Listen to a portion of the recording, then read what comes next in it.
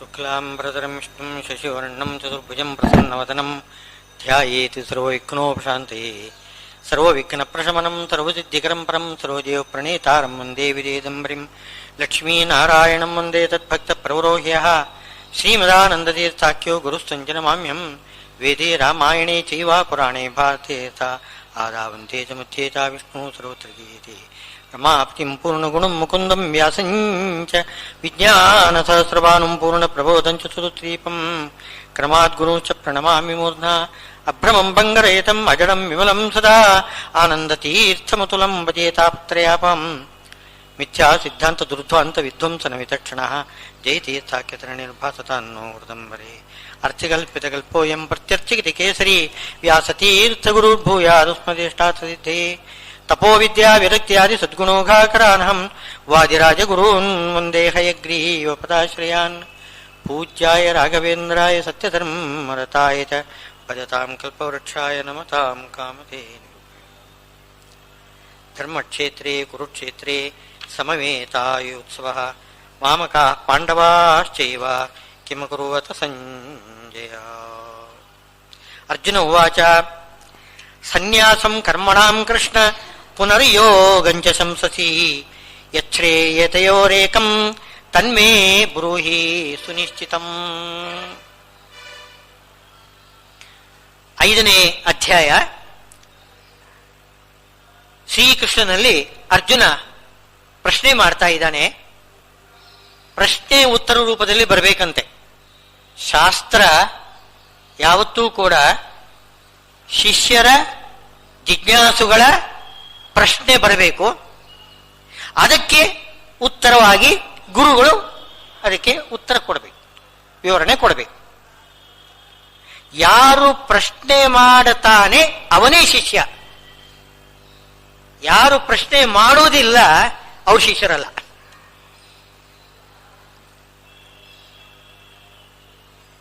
ಶಾಸ್ತ್ರದಲ್ಲಿ ಹಾಗಿದೆ. ಯಾರು ಪ್ರಶ್ನೆ ಮಾಡ್ತಾನೆ,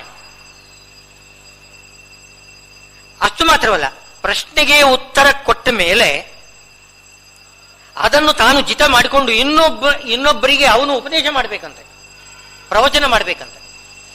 ಹಾಗಿದ್ರೆ ಮೊದಲು ಪ್ರಶ್ನೆ ಮಾಡಿರಬೇಕು, ಅಧ್ಯಯನ ನಡೆಸಬೇಕು, ಆಮೇಲೆ ಪ್ರವಚನ ಮಾಡಬೇಕು. ಇಂಥವನಿಗೇನೇ ಶಾಸ್ತ್ರ ಉಪದೇಶ ಮಾಡಬೇಕು ಅಂತ ಹೇಳೋದು. ಆದ್ದರಿಂದ ಇಲ್ಲಿ ಶಾಸ್ತ್ರ, ಗೀತಾಶಾಸ್ತ್ರ, ಅದಕ್ಕೆ ಸಮಾನವಾದ ಶಾಸ್ತ್ರ ಇನ್ನೊಂದಿಲ್ಲ. ಗೀತಾ ಅಂದ್ರು ಶಾಸ್ತ್ರ ಅಂದ್ರು ಶಬ್ದಕ್ಕೆ ಒಂದೇ ಅರ್ಥ. ಗೀತಾಶಾಸ್ತ್ರ ಅಂತ ಪ್ರತ್ಯೇಕ ಹೇಳ್ಬೇಕು ಅಂತೇನಿಲ್ಲ. ಗೀತಾ ಅಂತಂದ್ರೆ ಏನು, ಗಾನ ಅಂತ ಅರ್ಥ ಅಲ್ಲ ಅದಕ್ಕೆ. ನಾವೇನೋ ಲೋಕದಲ್ಲಿ ಗಾನ ಗಾನ ಅಂತ ಮಾಡ್ತೇವೆ ನಾವು, ಗಾಯನ ಮಾಡೋದು ಅಂತ ಅಂದ್ರೆ ಸರಿಗಮ ಪದ ನಿಸ ಸಪ್ತ ಸ್ವರ, ಸಪ್ತ ಸ್ವರದಿಂದ ಹೇಳುವುದೇ ಗಾನ ಅಂತ ತಿಳ್ಕೊಂಡಿದ್ದೇವೆ. ಹಾಗಲ್ಲ.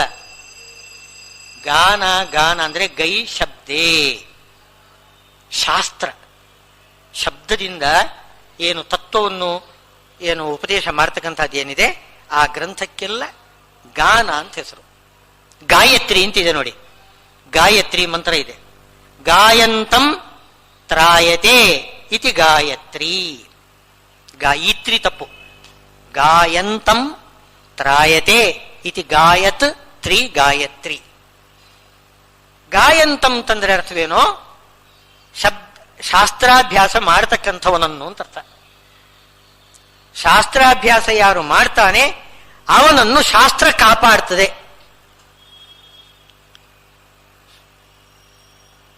ಶಾಸ್ತ್ರ ಹೇಗೆ ಕಾಪಾಡ್ತದೆ? ಅವನಿಗೆ ಹಿತವಾಗಿರ್ತಕ್ಕಂಥದ್ದನ್ನು ಹೇಳ್ತದೆ, ಅಹಿತವಾದ್ದನ್ನು ಬಿಡುವಂತ ತೋರಿಸಿಕೊಡ್ತದೆ. ಇದು ಅಹಿತ, ಇದು ಹಿತ ಅಂತ ತಿಳಿಸಿಕೊಟ್ಟು ಅವನಿಂದ ಒಳ್ಳೆ ಸಾಧನೆ ಮಾಡಿಸ್ತದೆ. ಅದು ಅದುಃಖ ಮಿತರತ್ ಸರ್ವಂ ಜೀವಾ ಏವತು ದುಃಖಿನಃ ತೇಷಾಂ ದುಃಖ ಪ್ರಹಾಣಾಯ ಶ್ರುತಿರೇಷ ಪ್ರವರ್ತತೆ. ಈಗ ಜಡ ಪದಾರ್ಥಗಳಿಗೆ ಏನಾದರೂ ದುಃಖ ಇದೆಯಾ? ದುಃಖ ಇಲ್ಲ. ದುಃಖ ಇರುವುದು ಯಾರಿಗೆ? ಚೇತನರಿಗೆ. ಅವರಿಗೆ ಅವರ ದುಃಖವನ್ನು ಪರಿಹಾರ ಮಾಡಲಿಕ್ಕೋಸ್ಕರನೇ ಶಾಸ್ತ್ರ ಹೊರಟಿರೋದು. ಶಾಸ್ತ್ರ ಬರೀ ಒಂದು ಓದಿಕೊಂಡು ತಲೆಯಲ್ಲಿ ತುಂಬಿಕೊಂಡು ಏನು ತಾನು ಒಬ್ಬ ವೇದಾಂತಿ ಅಂತ ಅನಿಸಿಕೊಳ್ಳುವುದಕ್ಕೋಸ್ಕರ ಶಾಸ್ತ್ರ ಹೊರಟಿಲ್ಲ. ಏನು ಸಾಧನೆ ಮಾಡಬೇಕು ಅಂತನ್ನೋದನ್ನು ತೋರಿಸ್ಲಿಕ್ಕೋಸ್ಕರ ಶಾಸ್ತ್ರ ಹೊರಟಿದೆ. ಈ ಶಾಸ್ತ್ರ ಗೀತಾಶಾಸ್ತ್ರ. ಗೀತಾ ಅಂದ್ರೇನು? ಶಾಸ್ತ್ರ ಶಬ್ದಕ್ಕರ್ಥ. ಕೃಷ್ಣ ಗೀತಾ, ಕೃಷ್ಣ ಉಪದೇಶಿಸಿದ ಶಾಸ್ತ್ರ ಕೃಷ್ಣ ಗೀತಾ. ಗಾನಬದ್ಧವಾಗಿ ಗೀತಬದ್ಧವಾಗಿ ಹಾಡ್ಲಿಕ್ಕೆ ಬರ್ತದೆ, ಬರುವುದಿಲ್ಲ ಅಂತ ಏನಿಲ್ಲ. ಒಳ್ಳೆ ಏನು ಅನುಷ್ಟುಪ್ ಶ್ಲೋಕದಲ್ಲಿ ಅದನ್ನು ಹೇಳಿದ್ದಾರೆ. ಅನುಷ್ಟುಪ್ ಛಂದಸ್ಸಿದೆ, 8 ಅಕ್ಷರಗಳು, ಒಂದೊಂದು ಪಾದದಲ್ಲಿ 8 ಅಕ್ಷರಗಳು. ಒಂದೇ ರೀತಿಯಲ್ಲಿ ನಿಮಗೆ ಯಾವ ರಾಗದಲ್ಲಿಯೂ ಕೂಡ ಅದನ್ನು ಹಾಡ್ಲಿಕ್ಕೆ ಬರ್ತದೆ, ಯಾವ ರಾಗದಲ್ಲಿಯೂ ಕೂಡ ಹಾಡ್ಲಿಕ್ಕೆ ಬರ್ತದೆ. ಆ ರೀತಿ ಇಡೀ ರಾಮಾಯಣ ಗ್ರಂಥ ಎಲ್ಲ ಅನುಷ್ಟುಪ್ ಶ್ಲೋಕದಲ್ಲಿದೆ. ಕೆಲವು ಶ್ಲೋಕಗಳು ಬೇರೆ ಶ್ಲೋಕದಲ್ಲೂ ಇದೆ ಛಂದಸ್ಸಿನಲ್ಲಿ. ಸಾಮಾನ್ಯವಾಗಿ ಎಲ್ಲ ಅನುಷ್ಟುಪ್ ಶ್ಲೋಕ. ಅದನ್ನು ಲವಕುಶರು ಹಾಡಿದ್ರು ಅಂತಿದೆ. ಆ ತಂಬೂರಿ ಲಯ ಬದ್ಧವಾಗಿ ಹಾಡಿದ್ರು ಅಂತಿದೆ. ಹಾಡ್ಲಿಕ್ಕೆ ಬರ್ತದೆ. ಅದೇ ರೀತಿಯಲ್ಲಿ ಇದು ಹಾಡ್ಲಿಕ್ಕೆ ಬರ್ತದೆ. ಕೃಷ್ಣ ಗೀತಾ ಅದು ಹಾಡ್ಲಿಕ್ಕೆ ಬರ್ತದೆ, ಹಾಡುವುದು ಹೌದು. ಆದ್ರೆ ಮುಖ್ಯವಾಗಿ ಗೀತಾ ಶಬ್ದಕ್ಕೆ ಅರ್ಥವೇನು ಅಂದ್ರೆ ಶಾಸ್ತ್ರ ಅಂತ ಅರ್ಥ. ಶಾಸ್ತ್ರ ಏನು ಹೇಳಬೇಕು? ಹೀಗೆ ಮಾಡಬೇಕು, ನೀನು ಹೀಗೆ ಮಾಡಬಾರದು ಅಂತೇಳಿ ಹೇಳಬೇಕು. ಇಲ್ಲಿ ಶ್ರೀಕೃಷ್ಣ ಏನು ಮಾಡಿದ್ದಾನೆ? 4ನೇ ಅಧ್ಯಾಯದ ಕೊನೆಯಲ್ಲಿ ಈ ಶ್ಲೋಕ ಬರ್ತದೆ ನೋಡಿ, 2 ಶ್ಲೋಕ. ಯೋಗ ಸನ್ಯಸ್ತ ಕರ್ಮಾಣಂ ಜ್ಞಾನ ಸಂಚಿನ್ನ ಸಂಶಯಂ ಆತ್ಮವಂತಂ ನ ಕರ್ಮಾಣಿ ನಿಬಧ್ನಂತಿ ಧನಂಜಯ. ಯೋಗ ಸನ್ಯಸ್ತ ಕರ್ಮಾಣಂ. ಯೋಗ ಅಂದ್ರೆ ಪರಮಾತ್ಮನಲ್ಲಿ ಭಕ್ತಿ ಅಂತ ಇಟ್ಕೊಳ್ಳಿ. ಭಕ್ತಿಯಿಂದ ಏನು ಮಾಡಬೇಕು ಅಂದ್ರೆ ಕರ್ಮವನ್ನು ತ್ಯಾಗ ಮಾಡಬೇಕು. ಯೋಗ ಸನ್ಯಸ್ತ ಕರ್ಮಾಣಂ, ಕರ್ಮವನ್ನು ತ್ಯಾಗ ಮಾಡಬೇಕು ಅಂತ ಹೇಳಿದ್ದಾರೆ. 41ನೇ ಶ್ಲೋಕ 4ನೇ ಅಧ್ಯಾಯದಲ್ಲಿ ಕೊನೆಯ 2 ಶ್ಲೋಕ ನೋಡಿ. ಯೋಗ ಸನ್ಯಸ್ತ ಕರ್ಮಾಣಂ, ಕರ್ಮ ಸನ್ಯಾಸ ಮಾಡಬೇಕು. ಆಗ ಕರ್ಮ ನಿನ್ನನ್ನು ಬಂಧಿಸುವುದಿಲ್ಲ. ಇದು ಹೇಳಬೇಕೇನೋ? ಯೋಗವನ್ನು ಬಿಟ್ಟು ಕರ್ಮವನ್ನು ಬಿಟ್ಟು ಬಿಟ್ರೆ ಕರ್ಮ ಬಂಧನ ಮಾಡ್ತದೇನೋ? ಇಲ್ಲ, ಕರ್ಮವನ್ನು ಬಿಟ್ಟರೆ ಕರ್ಮ ಬಂಧನ ಮಾಡುವುದಿಲ್ಲ. ಕರ್ಮ ನಿಮ್ಮನ್ನು ಬಂಧಿಸುವುದಿಲ್ಲ. ಸರಿ, ಮುಂದಿನ ಶ್ಲೋಕ. ತಸ್ಮಾದಜ್ಞಾನ ಸಂಭೂತಂ ಹೃತ್ಸ್ಥಂ ಜ್ಞಾನಾಸಿನಾತ್ಮನಃ ಚಿತ್ವೇನಂ ಸಂಶಯಂ ಯೋಗಂ ಆತಿಷ್ಠೋತ್ತಿಷ್ಠ ಭಾರತ. ಉತ್ತಿಷ್ಠ ಭಾರತ, ಎದ್ದೇಳು ಎದ್ದೇಳು ಅರ್ಜುನ. ಏನು? ಕರ್ಮಯೋಗ ಮಾಡು. ಯೋಗಂ ಆತಿಷ್ಠ, ಕರ್ಮಯೋಗ ಮಾಡು. ಕರ್ಮ ಬಿಡು ಅಂತ ಹಿಂದಿನ ಶ್ಲೋಕದಲ್ಲಿ ಹೇಳಿದ್ದಾನೆ, ಮುಂದಿನ ಶ್ಲೋಕದಲ್ಲಿ ಕರ್ಮ ಮಾಡು ಅಂತ ಹೇಳ್ತಾ ಇದ್ದಾನೆ. ಸರಿ, ಅದಕ್ಕೆ ಸರಿಯಾಗಿ ಪ್ರಶ್ನೆ ಹಾಕ್ತಿದ್ದಾನೆ ಈಗ 5ನೇ ಅಧ್ಯಾಯದ ಪ್ರಾರಂಭದಲ್ಲೇನೆ. ಕೃಷ್ಣ ಸನ್ಯಾಸಂ ಕರ್ಮಣಾಂ ಕೃಷ್ಣ ಪುನರ್ಯೋಗಂಚ ಸಂಸಸಿ. ಕರ್ಮ ಸನ್ಯಾಸ ಮಾಡಬೇಕು ಅಂತಲೇ ಹೇಳ್ತಾ ಇದೆಯಾ? ಪುನಃ ಯೋಗಂ ಶಂಸಸಿ, ಯೋಗವನ್ನು, ಯೋಗ ಅಂದ್ರೆ ಕರ್ಮಯೋಗ, ಕರ್ಮಯೋಗವನ್ನು ನೀನು ಹೊಗಳ್ತಾ ಇದೀಯಾ. ಕರ್ಮ ಸನ್ಯಾಸ ಮಾಡಬೇಕು ಅಂತಲೂ ಹೇಳ್ತಾ ಇದ್ದಿ, ಕರ್ಮಯೋಗವನ್ನು ಮಾಡಬೇಕು ಅಂತಲೂ ಹೊಗಳ್ತಾ ಇದೀಯಾ. ಯಚ್ಛ್ರೇಯ ಏತಯೋ, ಈ 2ರಲ್ಲಿ ಯಾವುದು ಒಳ್ಳೆಯದು ಹೇಳಿಬಿಡು. ಯಚ್ಛ್ರೇಯ ಏತಯೋ ಏಕಂ, ಯಾವುದು ಒಂದು ಹೇಳು. ಅದನ್ನೂ ಮಾಡು ಇದನ್ನು ಮಾಡು ಅಂದ್ರೆ ಕರ್ಮವನ್ನು ಬಿಡು, ಕರ್ಮವನ್ನು ಮಾಡು. ಹೀಗೆ 2 ವಿರುದ್ಧವಾಗಿರ್ತಕ್ಕಂಥದ್ದು. 2 ಹೇಳಿದ್ರೆ ನನ್ನಿಂದ ಮಾಡ್ಲಿಕ್ಕೆ ಆಗುವುದಿಲ್ಲ. ಏಕಂ, ಯಾವುದೋ ಒಂದನ್ನು ಹೇಳು. ತನ್ಮೇ ಬ್ರೂಹಿ ಸುನಿಶ್ಚಿತಂ, ಸ್ವಲ್ಪ ನಿಶ್ಚಯವಾಗಿ ಹೇಳು. ಈಗ ನೀನು ಸುನಿಶ್ಚಿತವಾಗಿ ಹೇಳ್ತಾ ಇಲ್ಲ, ಏನು ಸಂದೇಹ ಬರುವಾಗೆ ಹೇಳ್ತಾ ಇದ್ದೀಯಾ ನೀನು. ಒಂದಿಷ್ಟು ಸಂಶಯ ಬರಬಾರದು ನನಗೆ, ಆ ರೀತಿ ಉತ್ತರ ಹೇಳಬೇಕು ನೀನು. ಅದಕ್ಕೆ ಏನು ಅಭಿಪ್ರಾಯ? ಅರ್ಜುನ ಅಷ್ಟು ಹಿಂದೆ ಅಧ್ಯಾಯಗಳು ಬಂದಿದೆ. 2ಯ ಅಧ್ಯಾಯ, 3ಯ ಅಧ್ಯಾಯ, 4ಥ ಅಧ್ಯಾಯ, 3 ಅಧ್ಯಾಯದಲ್ಲಿ ಕರ್ಮಯೋಗ ಅಂದ್ರೆ ಏನು ಅಂತ ಹೇಳಿಬಿಟ್ಟಿದ್ದಾನೆ. ಸನ್ಯಾಸ ಅಂದ್ರೆ ಏನು ಅಂತ ಹೇಳಿದ್ದಾನೆ. ಕರ್ಮ ಸನ್ಯಾಸ ಅಂದ್ರೆ ಏನು ಅಂತ ಹೇಳಿದ್ದಾನೆ. ಅದನ್ನೆಲ್ಲ ಮನಸ್ಸು ಇಟ್ಟುಕೊಳ್ಳದೆ ಪ್ರಶ್ನೆ ಮಾಡ್ತಕ್ಕಂಥದ್ದು ಸರಿಯಲ್ಲ. ಅರ್ಜುನನಾದರೂ ಅಷ್ಟು ಅವನು ದಡ್ಡನೇನು ಅಂತ ಕೇಳಿದ. ನಮಗೆ ಪ್ರಶ್ನೆ ಬರ್ತದೆ, ಹಿಂದೆ ಬಂದಿದೆ. ಕರ್ಮ ಸನ್ಯಾಸ ಅಂದ್ರೆ ಏನು? ಕರ್ಮವನ್ನೇ ಬಿಡುವುದಲ್ಲ, ಕರ್ಮಣಿ ಸನ್ಯಾಸ. ಕರ್ಮ ಮಾಡುವಾಗ ನೀವು ಫಲದ ಆಸೆಯನ್ನು ಬಿಡಬೇಕು, ಕರ್ತೃತ್ವ ಅಭಿಮಾನವನ್ನು ಬಿಡಬೇಕು. ಇದು ಕರ್ಮ ಸನ್ಯಾಸ. ಹಿಂದೆ ಹೇಳಿದ್ದು ಅದು ಕರ್ಮವನ್ನು ಬಿಡಬೇಕು ಅಂತ ಹೇಳಲೇ ಇಲ್ಲ. ಮೇಲ್ನೋಟಕ್ಕೆ ಹಾಗೆ ಕಾಣಿಸ್ತದೆ, ಹಾಗೆ ಹೇಳಲಿಲ್ಲ ಅವನು ಹಿಂದೆ. ಕರ್ಮ ಮಾಡುವಾಗ ನೀನು ಏನು ಮಾಡಬೇಕು ಅಂತಂದ್ರೆ ಫಲದ ಆಸೆಯನ್ನು ಇಟ್ಕೋಬಾರದು. ಈ ಉದ್ದೇಶದಿಂದ ಕರ್ಮ ಮಾಡೋದು ಅಂತ. ನಾವು ಎಲ್ಲ ಕರ್ಮ ಮಾಡೋದು ಕೂಡ ಯಾವುದೇ ಉದ್ದೇಶದಿಂದ ಇಟ್ಕೊಂಡೇ ಮಾಡ್ತೇವೆ ನಾವು.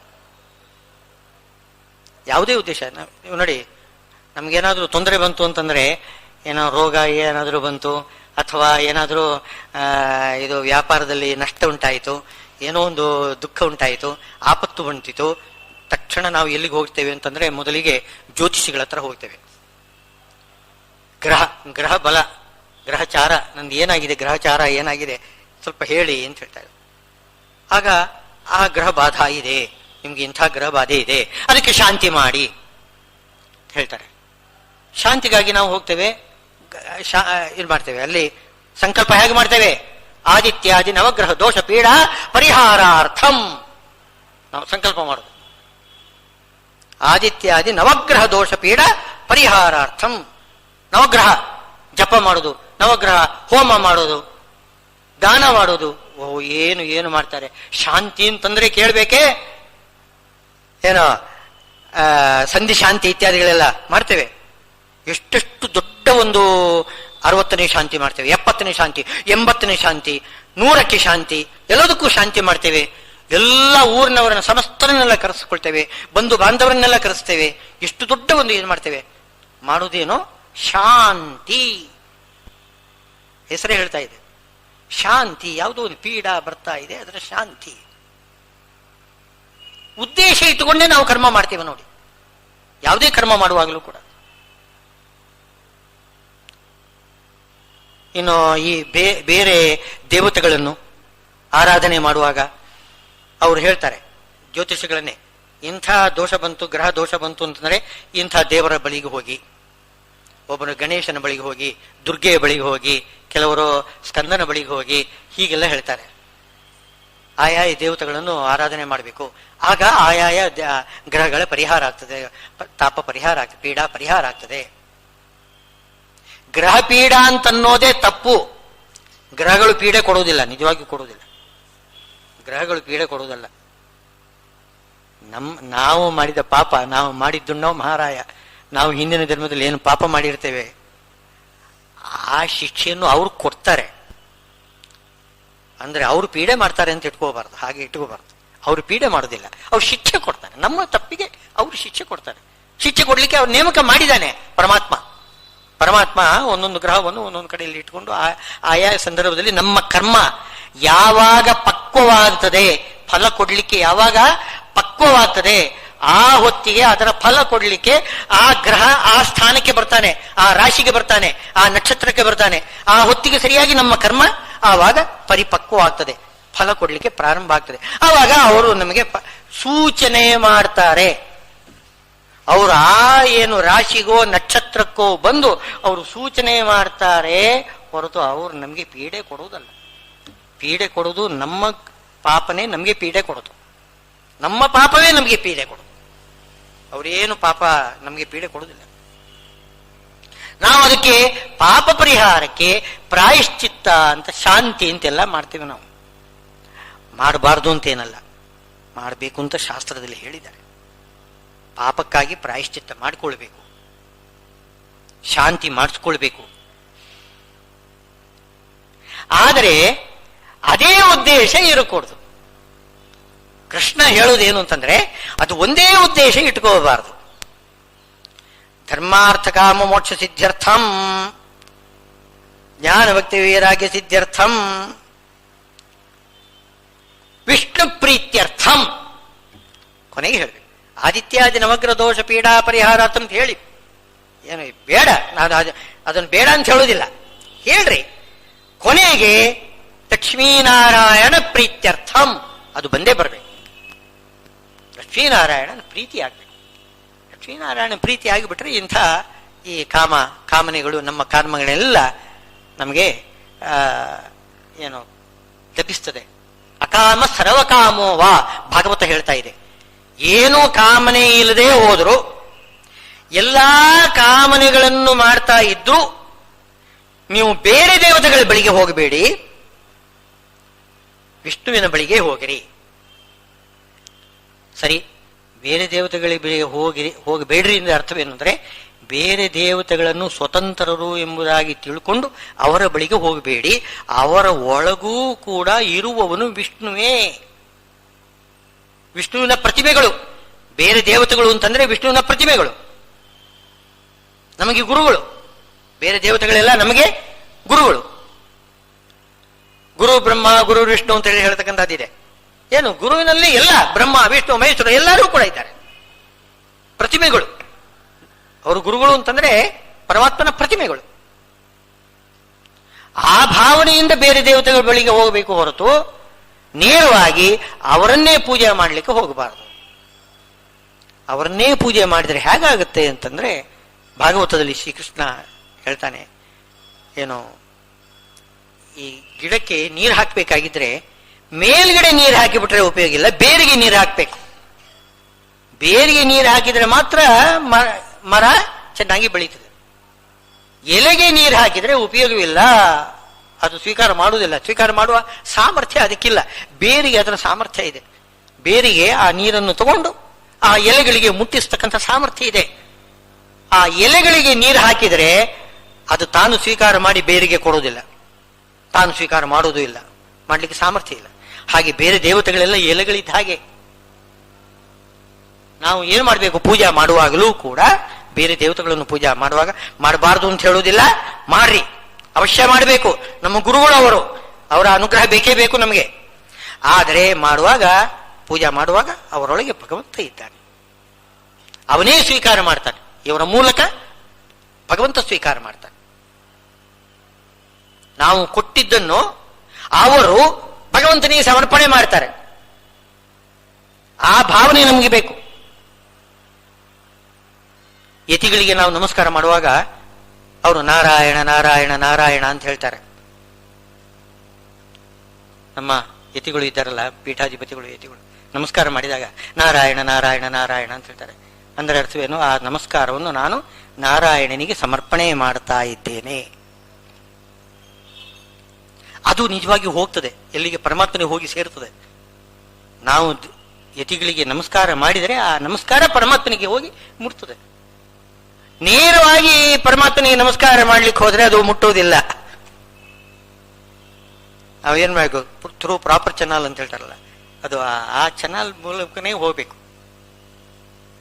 ಪೋಸ್ಟೇಜು ಏನೋ ಡಬ್ಬದಲ್ಲೇನೆ ಹಾಕ್ಬೇಕು ನಮ್ಮ ಪೋಸ್ಟು, ಅದು ಬಿಟ್ಟು ಇನ್ನೆಲ್ಲೂ ಹಾಕ್ಲಿಕ್ಕೆ ಹೋಗಬಾರದು, ಹಾಕಿದ್ರೆ ಹೋಗುದಿಲ್ಲ.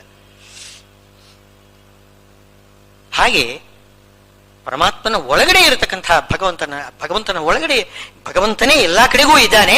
ಅದಕ್ಕೋಸ್ಕರ ಹೇಳ್ತಾ ಇದ್ದಾರೆ, ಕೃಷ್ಣ ಅಂತ ಕರೀತಾ ಇದ್ದಾನೆ. ಸನ್ಯಾಸಂ ಕರ್ಮಣಾಂ ಕೃಷ್ಣ ಪುನರ್ಯೋಗಂಚ ಶಂಸಸಿ. ನೀನು ಹೇಳಿದ್ದೆಲ್ಲ ನನಗೆ ಗೊತ್ತಾಗಿದೆ. ಏನೋ ಕರ್ಮಣಾಂ ಸನ್ಯಾಸಂ ಅಂತ, ಕರ್ಮಣಾಂ ವಿಷಯೇ ಸನ್ಯಾಸಂ. ಕರ್ಮದ ವಿಷಯದಲ್ಲಿ ಸನ್ಯಾಸ, ಕರ್ಮದ ಸನ್ಯಾಸ ಅಲ್ಲ, ಕರ್ಮದ ವಿಷಯದಲ್ಲಿ ಯಾವುದೊಂದು ಸನ್ಯಾಸ. ಏನು, ಫಲದ ಆಸೆಯನ್ನು ಬಿಡುವುದು ಮತ್ತು ಕರ್ತೃತ್ವದ ಅಭಿಮಾನವನ್ನು ತ್ಯಾಗ ಮಾಡುವುದು. ಇದು ಎರಡಂಶ ಬೇಕು, ಬಹಳ ಮುಖ್ಯ. ಶ್ರೀಹರಿ, ನೀನು ನನಗೆ ಏನು ಕೊಡ್ತಿ ಅದು ನನಗೆ ಬೇಡ, ನನಗೆ ನೀನು ಬೇಕು. ನೀನೇನು ಕೊಡ್ತಿ ಅದು ನನಗೆ ಬೇಡ. ಅರ್ಥಾತ್ ನೀನು ಕೊಟ್ಟಿದ್ದು ಬೇಡ ಅಂತ ಅನ್ನೋದಲ್ಲ, ದೇವರು ಕೊಟ್ಟಿದ್ದನ್ನು ನಾವು ಅನುಭವಿಸಲೇಬೇಕು, ಕೊಡುವಂತ ಅನ್ನೋದಿಲ್ಲ. ಇಷ್ಟೇ ಅಭಿಪ್ರಾಯ. ನೀನು ಕೊಟ್ಟರೆ ಬೇಡ ಅಂತ ಅನ್ನೋದಿಲ್ಲ, ಹಾಗೆ ತಗೋಬೇಕು. ನೀನು ಕೊಟ್ಟರೆ ಬೇಡ ಅಂತ ಅನ್ನೋದಿಲ್ಲ, ತಗೋತೇನೆ, ಬೇಡ ಅಂತ ಅನ್ನಬಾರದು ಅಂತಿದೆ. ಈಗ ಇಂದ್ರದೇವರು, ಇದು ಉಪನಿಷತ್ತಿನಲ್ಲಿ, ಐತರೇಯ ಉಪನಿಷತ್ ಭಾಷ್ಯದಲ್ಲೇ ಶ್ರೀಮದಾಚಾರ್ಯರು ಹೇಳಿದ್ದಾರೆ, ಉಪನಿಷತ್ತು ಮೂಲದಲ್ಲಿ ಕೂಡ ಬರ್ತದೆ. ಅದು ಆ ಸ್ವರ್ಗದ ಸಿಂಹಾಸನ ಆಧಿಪತ್ಯ ಇದೆಯಲ್ಲ, ಇಂದ್ರದೇವರಿಗೆ ಬೇಕು ಅಂತ ಅನಿಸುವುದಿಲ್ಲ. ಯಾಕೆಂದ್ರೆ ವ್ಯಾಪಾರ ಭಾರಾಕುಲ ಅಂತ, ತುಂಬಾ ಏನು ರಾಜ್ಯಭಾರ ಮಾಡುವುದು, 3 ಲೋಕದ ರಾಜ್ಯವನ್ನು ಆಳುವುದು ಅಂದ್ರೆ ಏನು ಸಾಮಾನ್ಯವೇ? ರಾಜ್ಯವನ್ನು ಆಳುವುದು ಹೊರಗಡೆ ನಿಂತು ಅಲ್ಲ, ಒಳಗಡೆ ನಿಂತು ಮನಸ್ಸಿಗೂ ಪ್ರೇರಕರು ಇಂದ್ರದೇವರು.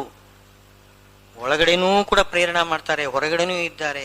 ವ್ಯಾಪಾರ ಭಾರಾಕುಲ, ಅವರು ಮಾಡ್ತಕ್ಕಂಥ ವ್ಯಾಪಾರ ಅದು ಆಕುಲ ಅಂತಂತಾರೆ. ಆಕುಲ ಭಾವ ಬಂದ್ಬಿಡ್ತದೆ ಯಾರಿಗಾದ್ರೂ ಕೂಡ. ಕನ್ಫ್ಯೂಷನ್ ಯಾವತ್ತೂ ಕೂಡ ಮನಃಶಾಂತಿ ಇರ್ಲಿಕ್ಕೆ ಕೂಡುದು. ಅಷ್ಟು ವ್ಯಾಪಾರ ಇದೆ ಅವರಿಗೆ, ಅಷ್ಟು ಕೆಲಸ ಇದೆ.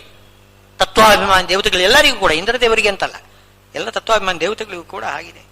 ಆದರೆ ಪರಮಾತ್ಮ ಆ ಪದವಿಯನ್ನು ಕೊಟ್ಟಿರ್ತಾನೆ, ಬೇಡ ಅಂತ ಅನ್ನಬಾರದಂತೆ ಅವರು.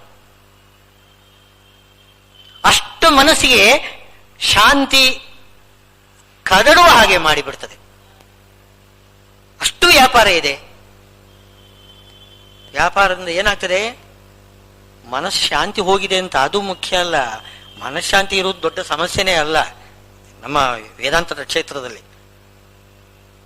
ಮನಃಶಾಂತಿ ಇಲ್ಲದೆ ಉಂಟಲ್ಲ, ನೆಮ್ಮದಿ ಇಲ್ಲದೆ ಇರುವುದು, ಅದೊಂದು ದೊಡ್ಡ ಅನರ್ಥ ಅಲ್ಲ, ಅದು ಮನೋರೋಗ. ನೆಮ್ಮದಿ ಇಲ್ಲದೆ ಇರುವುದು ಉಂಟಲ್ಲ, ಅದನ್ನು ಮನೋರೋಗ. ಅದಕ್ಕೇನೋ ಚಿಕಿತ್ಸೆ ಎಲ್ಲ ಮಾಡ್ರಿ ನೀವು, ಏನೋ ಧ್ಯಾನ ಮೆಡಿಟೇಷನ್ ಎಲ್ಲ ಮಾಡ್ತಾರಲ್ಲ, ಮಾಡೋ ಕ್ರಮ ಇದೆ, ಯೋಗಾಭ್ಯಾಸ ಮಾಡೋದು ಎಲ್ಲ ಮಾಡ್ಕೊಳ್ಳಿ, ಏನು ಪರವಾಗಿಲ್ಲ. ಅದಲ್ಲ, ಪರಮಾತ್ಮನನ್ನು ಮರೆಯುತ್ತಾರೆ.